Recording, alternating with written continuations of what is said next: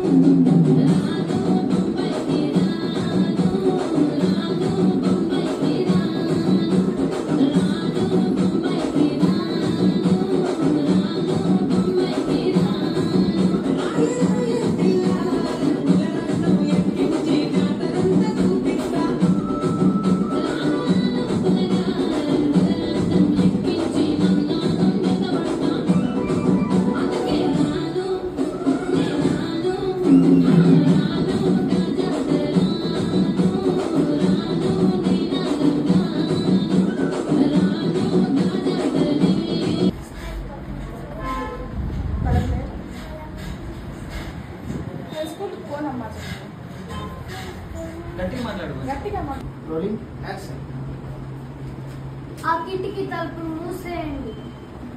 ఇప్పుడేం పగిలింది? సార్ మీ మూతి పగులుంది. మా మమ్మీకి ఎవరు లేరనుకున్నారా? నేనున్నా.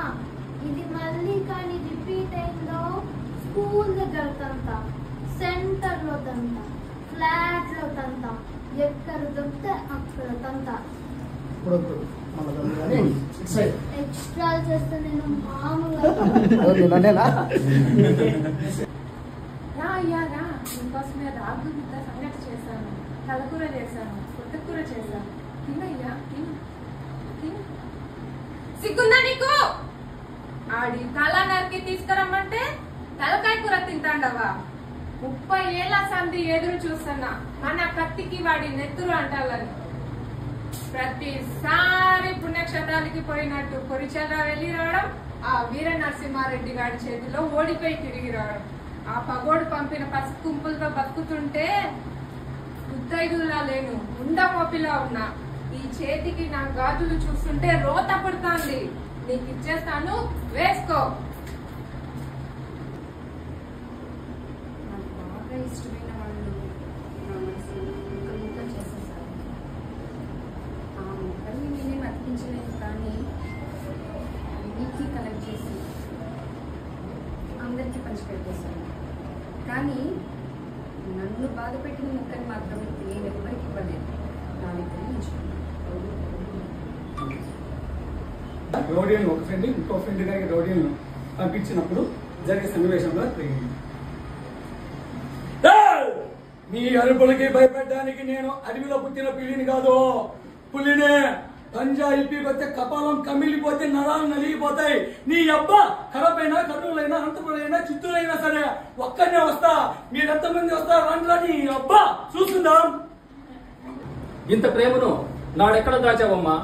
కన్న కొడుకు ఏమయ్యాడు నీ పరిశీలించక, పరితపించక, హాయిగా పెళ్లాడి ఎవరెవరికో బిడ్డలు కన్నావే. అప్పుడెక్కడేడుస్తా ఉంది తల్లి ఈ ప్రేగు సంబంధం?